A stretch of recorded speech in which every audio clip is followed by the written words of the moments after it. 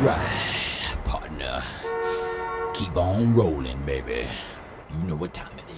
Welcome to Watch Mojo. And today, we're looking at more bands whose art and legacy were negatively impacted by controversies surrounding a single member.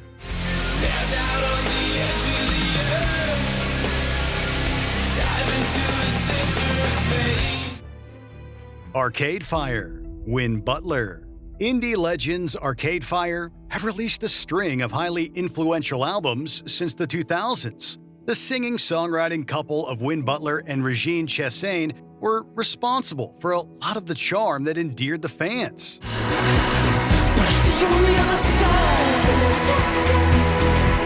However, in 2022, 5 different women accused Butler of misconduct, namely through assaults that happened after initial contact through social media. It became clear that all was not well within the band.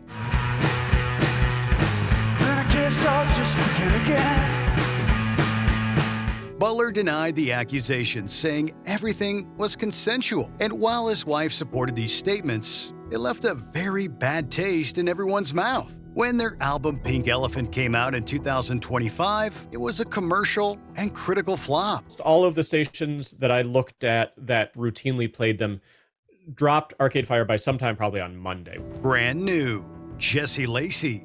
You mean so much to me without you. Emo rockers Brand New released some of the most popular and acclaimed works of their era.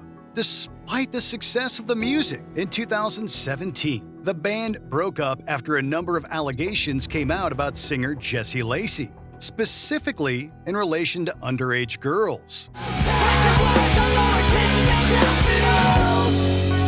Lacey released a statement admitting that he suffered from vices, but made no reference to the age of the girls in question. In 2025, when Brand New attempted a comeback, another woman claimed that she was half Lacey's age when he groomed her, once again putting the frontman's activities under the spotlight. These days, it's hard to think about Brand New at all without this coming to mind.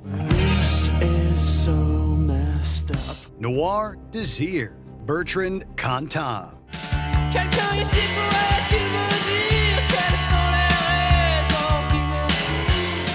The band Noir Deir might not be too well known to those of you outside of France, but their singer Bertrand Cantat is one of the most infamous musical figures of his era. The band were a huge sensation in their home country, boasting a string of hits and legions of fans.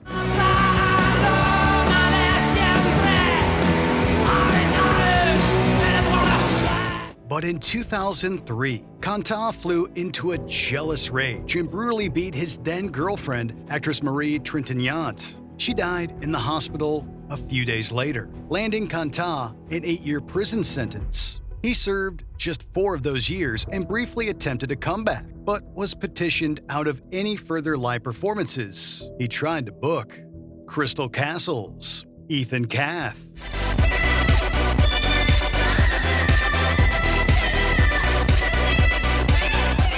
Canadian synth-pop duo Crystal Castles had a successful run of albums in the late 2000s and 2010s before Alice Glass abruptly announced that she was leaving the group in 2014. At the time, she cited personal and professional issues.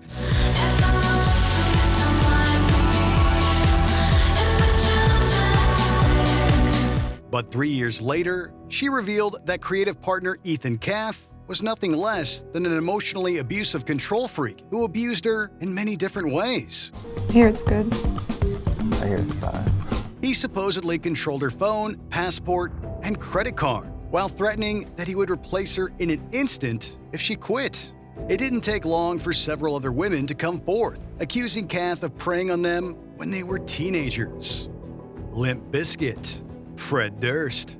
No band sums up the nu metal scene of the 90s and 2000s quite like Limp Bizkit, specifically frontman Fred Durst. Though the band actually are solid musicians, when they come to play, it's clearly the Fred Durst show. You think you're special, you do. I can see it in your eyes.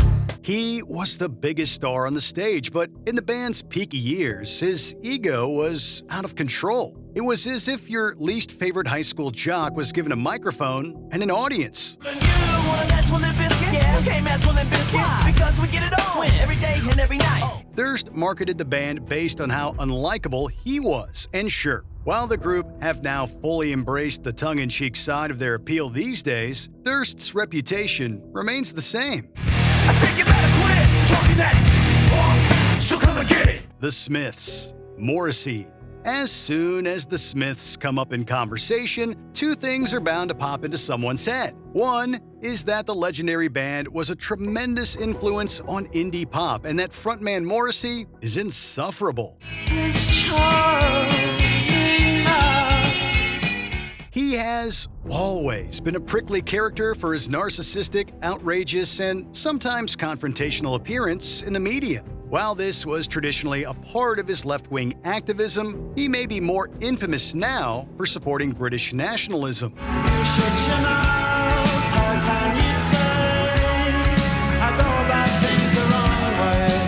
Morrissey is such a walking, talking controversy machine that even though the Smiths broke up in 1987, their legacy is still blemished by the frontman's recent antics. Stop watching the news, because the news contrives to frighten you. Marilyn Manson. Marilyn Manson. Marilyn Manson was always a guy who wanted to push the limits of what is acceptable in music and live performance. In other words, he's a pretty edgy dude. And I don't want you, and I don't need you.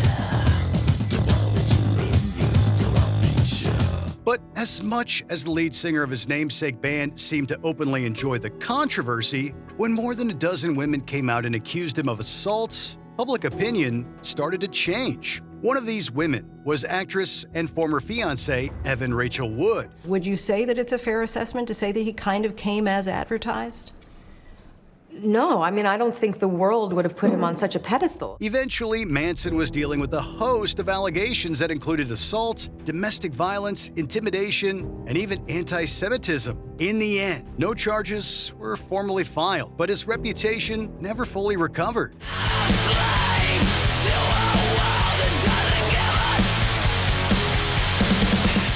Guns N' Roses, Axl Rose. There's no denying that Guns N' Roses are hard rock and heavy metal legends. Welcome to the jungle. We got fun and games. But the fact remains that their lead singer Axl Rose can be a real pain to work with. Not only is he a legendary diva who routinely shows up incredibly late for shows, but he is also engaged in multiple feuds and written some pretty problematic lyrics. Take me down to a paradise city where the grass is green and the girls are pretty. It's no surprise that Rose is the only constant member of the band since they started. Even GNR's biggest fans know that Axl is not the type of guy you'd want to invite over for dinner. But hey, at least the songs are good. Where do we go? Oh, where do we go now? Ike and Tina Turner. Ike Turner. Ike and Tina Turner were a legendary husband and wife musical duo that achieved a string of hits across multiple decades. They were often singled out as one of the best acts of their era. I want your loving in the West kind of way, so come on, baby. But behind the scenes, Turner was suffering serious emotional and physical abuse at the hands of Ike. Aggressive behavior, often fueled by substance use disorder, eventually led to a divorce in 1976. The revelations instantly changed the way that people looked at Ike and his old records, but thankfully, it turns out that Tina was a lot better off without his connections. She achieved one of the greatest career comebacks in music history in the 1980s with a huge run of solo hits. What's love got to do with it? Before we continue, be sure to subscribe to our channel and ring the bell to get notified about our latest videos. You have the option to be notified for occasional videos or all of them. If you're on your phone, make sure you go into your settings and switch on notifications. The Sex Pistols. Sid Vicious. The Sex Pistols were marketed based on the raw chaos and disorder that surrounded them. But when Sid Vicious joined the band, things changed. God save the Queen. We mean Sure, the bassist was seen as a punk pioneer who had a huge hand in popularizing the genre, but when the band dissolved and his relationship with his girlfriend Nancy Spungen became unhinged, things got very dark. Vicious and Spungen's substance use and intense outbursts eventually led to Vicious fatally stabbing Spungen. Sid claimed to have no idea whether he killed Nancy or not. Nobody knows for sure what happened on that night, but Vicious would die of an overdose 4 months later. Listening to the Sex Pistols is near impossible without thinking of this tragic tale.